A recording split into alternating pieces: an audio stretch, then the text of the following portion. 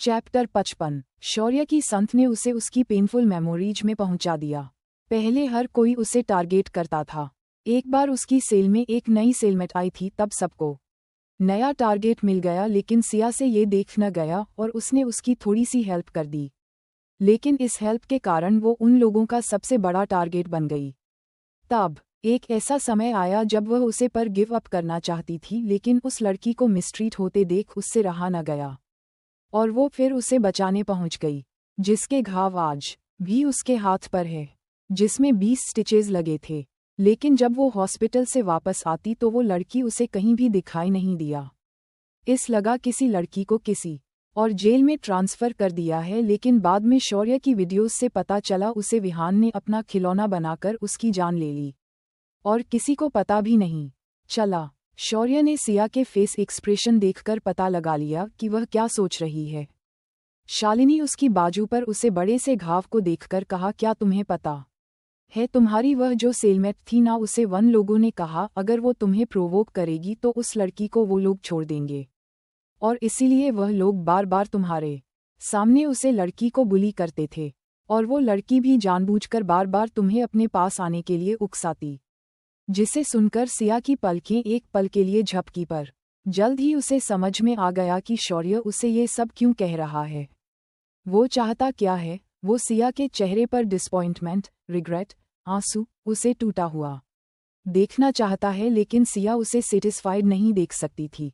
उसने अपने expression neutral बनाए रखे, जिसे देख शौर्य की आंखें ठंडी हो गई और बोला, तो अब तुमने सुनना बिल्कुल बंद कर दिया है, निकल जाओ यहाँ से। सॉरी की यह कहने के बाद सिया कर से निकल गई, लेकिन शौर्य का मूड अभी खराब था। उसने सिया जैसी जिद्दी लड़की पहली बार देखी थी। उसे तोड़ने के लिए उसने न जाने कितने तरीके अपनाए, लेकिन कोई भी तरीका सिया पर काम नहीं किया। अब तक बस उसने उसे इमोशनल वीडियो दिखाकर उसे तोड़ना चाहा था, पर अब लगता है इसके किसी अपने को टारगेट बनाना होगा। ये कहते हुए शौर्य खुद को शांत करने लगा। तभी उसे आरव का ख्याल आया। वो एक ईस्ट टारगेट था जिसे वह इजीली कंट्रोल कर सकता है। दादी तो पहले ही बहुत बूढ़ी थी, तो उन्हें टारगेट करना टाइम वेस्ट हो सकता है। लेकिन राघव का नाम सोचते ही शौर्य के चेहरे पर एक हल्की सी नाराजगी दिखने लगी। जब से उसे पता चला था कि कोई सिया के पिछले 3 साल का रिकॉर्ड चेक करवा रहा है, तो वो उस इंसान को जानने की कोशिश कर रहा है। उसे राघव पर डाउट था, लेकिन कंफर्म नहीं हुआ, क्योंकि राघव के बैकग्राउंड का उसे कुछ भी पता नहीं चल पाया, जिससे उसे ये तो अंदाजा हो गया कि यह कोई साधारण व्यक्ति नहीं है। उस दिन राघव घर देरी से पहुंचा। जैसे ही उसने लिफ्ट के अंदर कदम रखा तो उसे फायर सेफ्टी केबिन में कुछ अजीब महसूस हुआ। उसने केबिन का डोर ओपन किया और देखा वहां सिया थी। उसने भी डोर की आवाज सुनकर उस ओर देखा तो डेंजर सोच कर उस पर अपनी नीडल से वार करने ही वाली थी कि जानी पहचानी आवाज को सुनकर वह रुक गई। तुम यहाँ क्या कर रही हो? यह आवाज राघव की थी। सिया, जो थोड़ी देर पहले बहुत घबराई हुई थी, अचानक से शांत हो गई और आंसुओं के साथ हंसते हुए बोली, ये सवाल तो मुझे भी तुमसे करना चाहिए।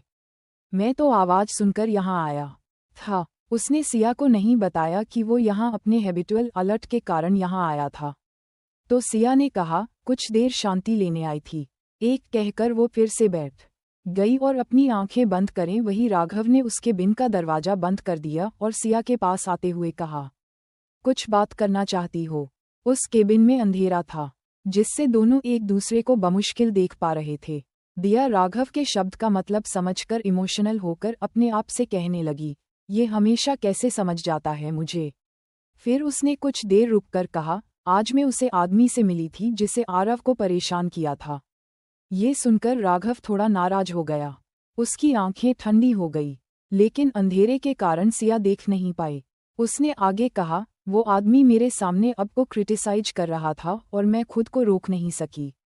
मैंने उसे सजा दे दी। ये सुनकर राघव की आवाज ठंडी हो गई और वह बोला, क्या तुम्हें हट हुआ है? सिया का ध्यान तो पूरी तरह से आरव पर था। उसने राघव की आवाज में उसकी फिली पजेसिवनेस और उसकी परवाह को नोटिस तक नहीं किया। दिया ने अपना सिर हाँ में हिलाते हुए कहा, मैं ठीक हूँ, बस थोड़ी अपसेट थी। ये लोग हमें इंसान ही नहीं समझते, फिर चाहे वो शौर्य विहान या मल्होत्रा हो। राहुल ओबरॉय ने कहा, इंसान उसके लिए मात्र एक खिलौना जिसे वो जैसे चाहे वैसे इस्तेमाल कर सकते है। हमने क्या गलत किया है मिस्टर शेखावत? हमने किसी को परेशान नहीं किया, किसी के साथ गलत नहीं किया। क्या हमारा फैमिली बैकग्राउंड या हम इतने गंदे दिखते हैं कि कोई भी हमें रिस्पेक्ट तक नहीं कर सकता? उसकी आवाज में उसकी तड़प को सुनकर राघव उसे सांत्वना देने के लिए कुछ बोलने ही वाला था, तभी सिया ने कहा, पर आज मैंने उसे उसी की दवा का स्वाद चखा दिया और अब मैं उसे छोड़ूंगी नहीं। मैं उन लोगों के काले कामों को दुनिया के सामने एक्सपोज कर दूंगी। उस अंधेरे में राघव सिया का चेहरा तो नहीं देख पा रहा था, लेकिन उसकी आवाज में उसकी डिटर्मिनेशन और सिंसेरिटी दोनों को महसूस कर पा रहा था। उसने कहा, मुझे तुम पर पूरा भरोसा है, तुम अपने लक्ष्य को जरूर हासिल करोगी। राघव के शब्दों को सुनकर सिया खुद को स्माइल करने से नहीं रोक सकी और बोली, thank you mister Shekhawat, thank you. Raghav को बेशक एहसास ना हो कि उसने क्या बोला है, लेकिन उसके शब्द सिया के लिए किसी मोटिवेशन से कम नहीं थी। उसके चेहरे पर जो थोड़ी देर पहले टेंशन थी वह खत्म हो गई और आप बाहर रिलैक्स फील करने लगी। वह अपनी जगह से खड़ी हुई और बोली, बहुत लेट हो गया है मिस्टर शेखावत, आई थिंक मुझे घर जाना चाहिए।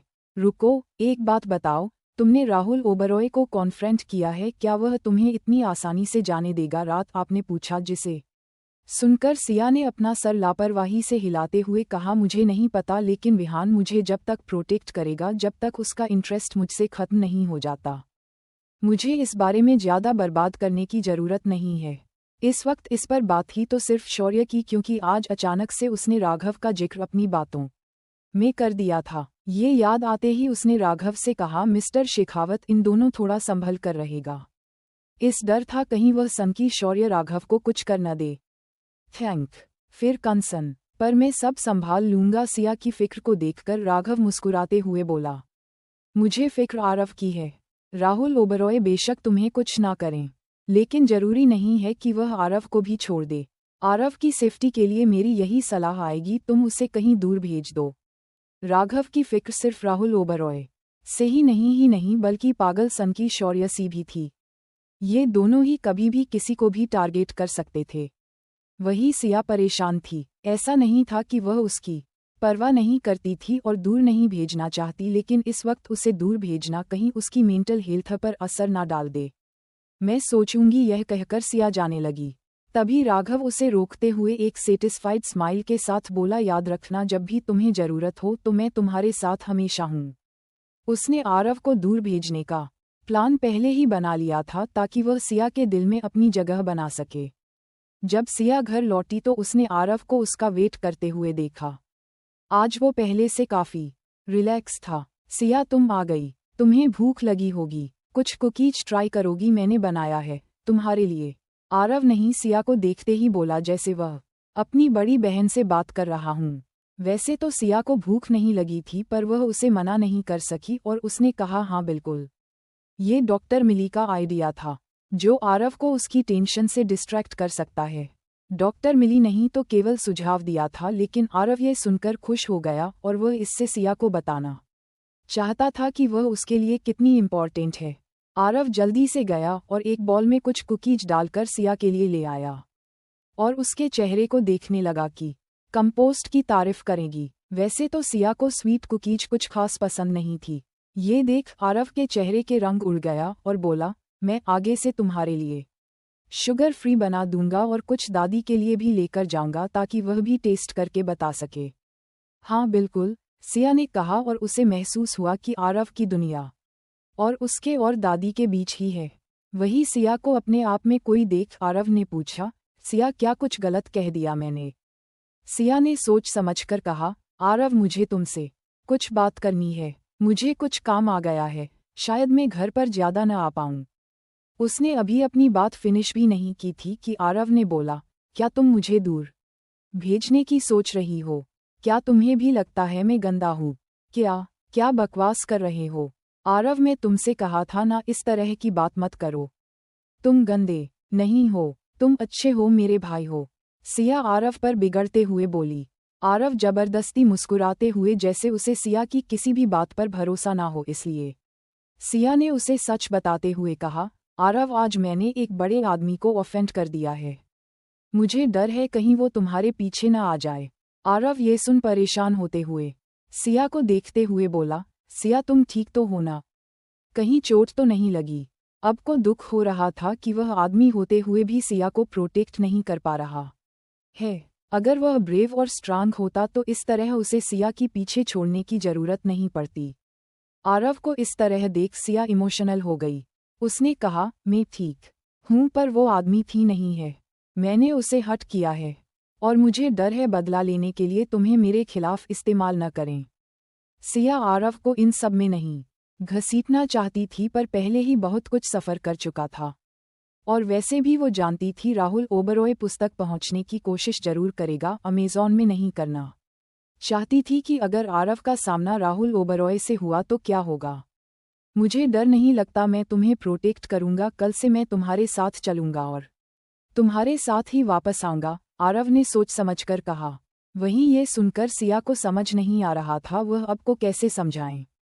उसे आज आरव पर गर्व महसूस हो रहा था। वो जानती थी अभी आरव बाहर जाने से कितना डरता है, पर सिया के डेंजर में होने की बात सुनकर वह उसे प्रोटेक्ट करने के लिए तैयार हो गया। सिया को अपनी 20 साल की उम्र में पहली बार फैमिली लव का एहसास हुआ था, वो भी उनसे जिनसे उसका कोई ब्लड कनेक्शन तक नहीं है। उसने आरव को टाइट हग कर लिया और गला इमोशंस के कारण भर आया। नहीं, तुम घर पर रहो जब तक यह मैटर सुलझ नहीं जाता। मैं नहीं चाहती तुम्हें कुछ हो, मेरे पास केवल तुम और दादी हो।